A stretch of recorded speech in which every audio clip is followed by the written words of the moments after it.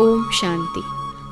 आज 8 फरवरी 2025 की बाबा की साकार मुरली है। मुरली के महावाक्य हैं, मीठे बच्चे, तुम खुदाई खिदमतगार सच्चे सैल्वेशन आर्मी हो। तुम्हें सबको शांति की सैल्वेशन देनी है। प्रश्न है, तुम बच्चों से जब कोई शांति की सैल्वेशन मांगते हैं तो उन्हें क्या समझाना चाहिए? उत्तर है, उन्हें बोलो। बाप कहते हैं, क्या अभी यहाँ ही तुमको शांति चाहिए? यह कोई शांति धाम नहीं है। शांति तो शांति धाम में ही हो सकती है, जिसको मूल वतन कहा जाता है। आत्मा को जब शरीर नहीं है तब शांति है। सतयुग में पवित्रता, सुख, शांति सब है। बाप ही आकर यह वर्षा देते हैं। तुम बाप को याद करो। ओम शांति। रूहानी बाप बेट रूहानी बच्चों को समझाते हैं। सब मनुष्य मात्र यह जानते हैं कि मेरे अंदर आत्मा है। जीव आत्मा कहते हैं ना, पहले हम आत्मा हैं, पीछे शरीर मिलता है। कोई ने भी अपनी आत्मा को देखा नहीं है, सिर्फ इतना समझते हैं कि आत्मा है। जैसे आत्मा को जानते हैं, देखा नहीं है, वैसे परमपिता परमात्मा के लिए भी कहते हैं परम आत्मा, माना परमात्मा, परंतु उनको देखा नहीं है। न अपने को न बाप को देखा है। कहते हैं कि आत्मा एक शरीर छोड़ दूसरा लेती है, परंतु यथार्थ रीति नहीं जानते। 84 लाख योनियां भी कह देते हैं।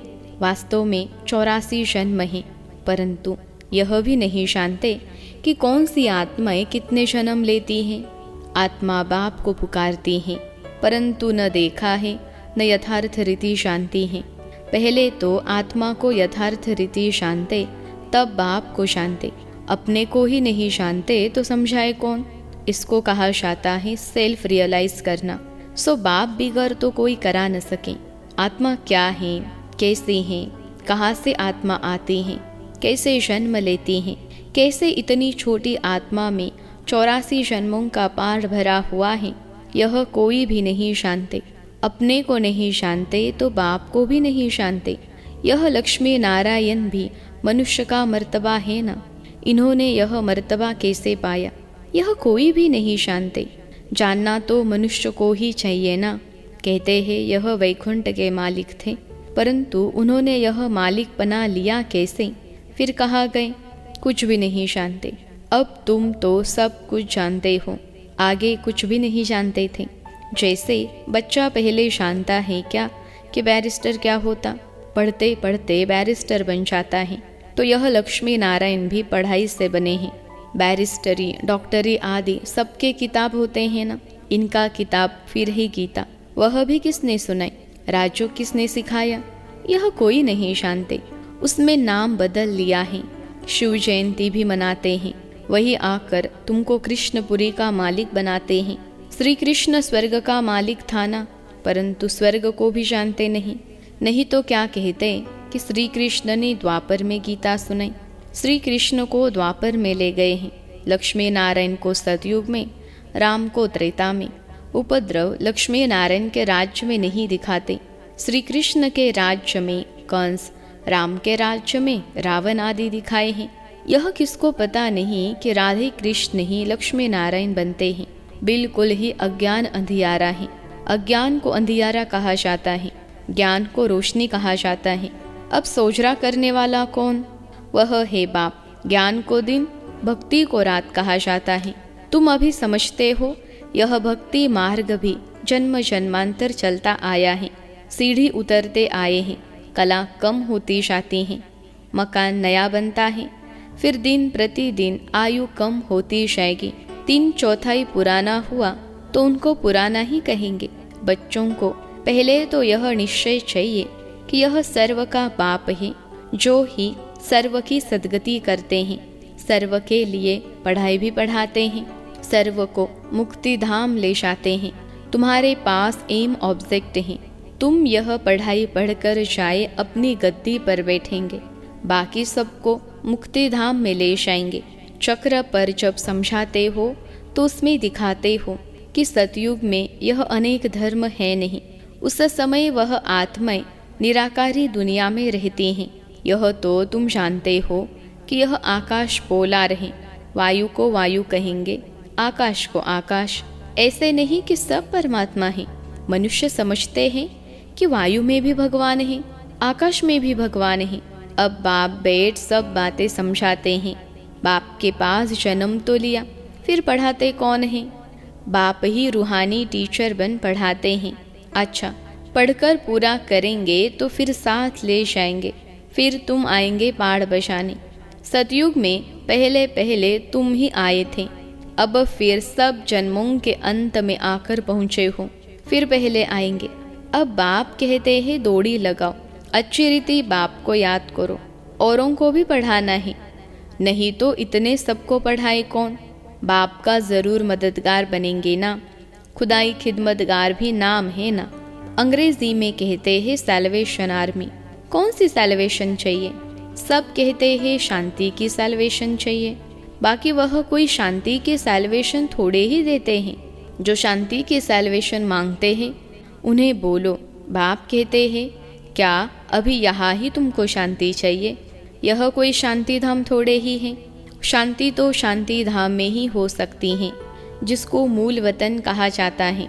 आत्मा को शरीर नहीं है तो शांति में है। बाप ही आकर यह वर्षा देते हैं।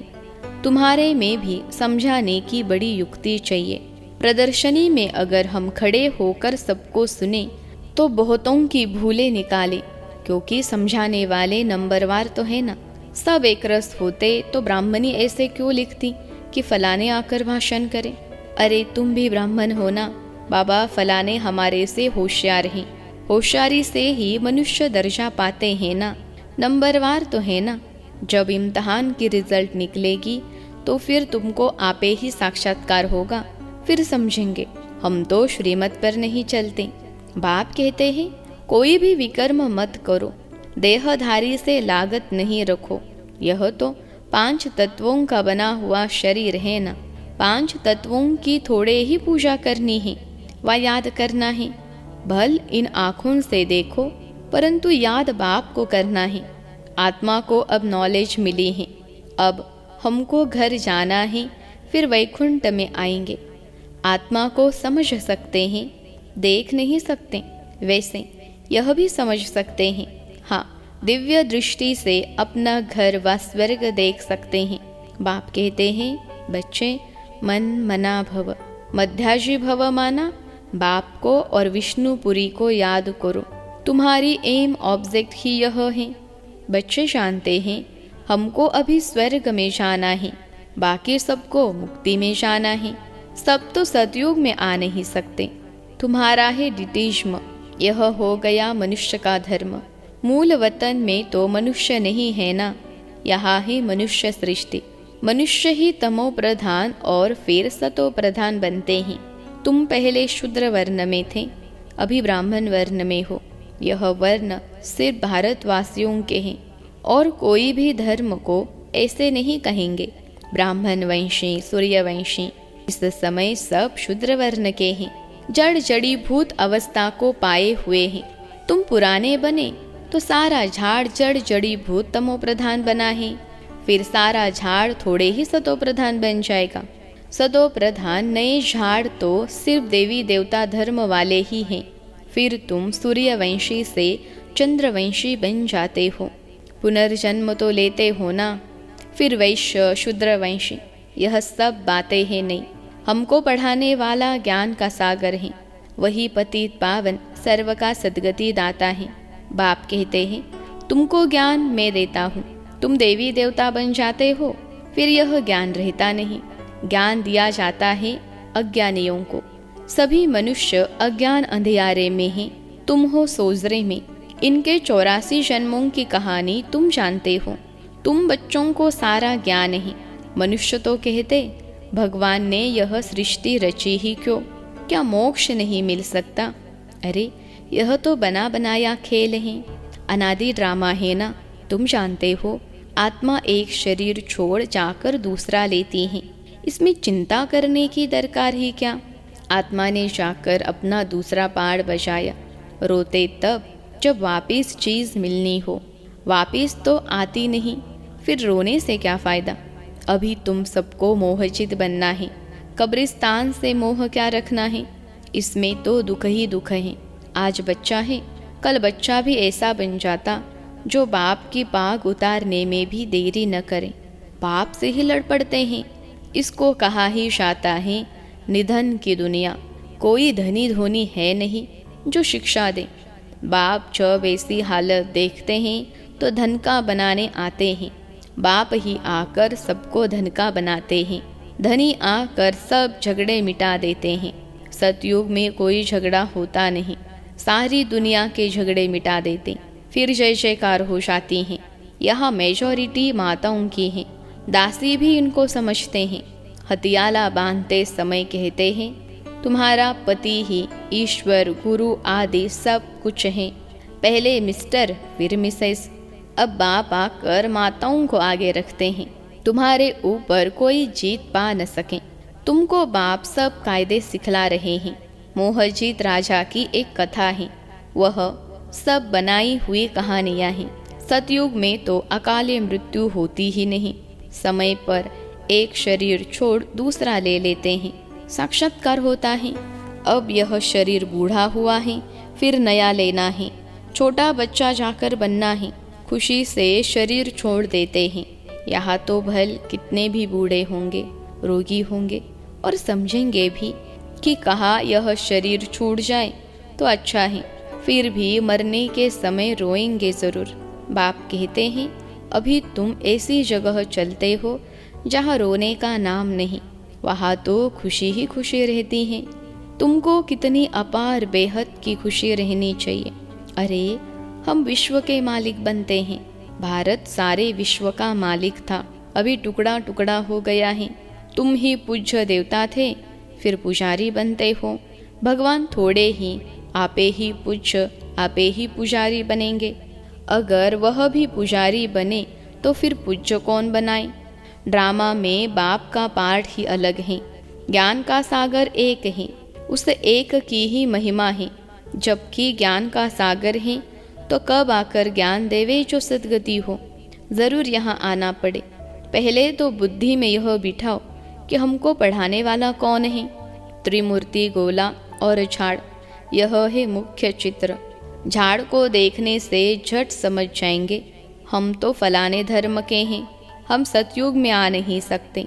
यह चक्र तो बहुत बड़ा होना चाहिए, लिखत भी पूरी हो। शुबाबा ब्रह्मा द्वारा देवता धर्म यानी नई दुनिया की स्थापना कर रहे हैं। शंकर द्वारा पुरानी दुनिया का विनाश, फिर विष्णु द्वारा नई दुनिया की पालना कराते हैं।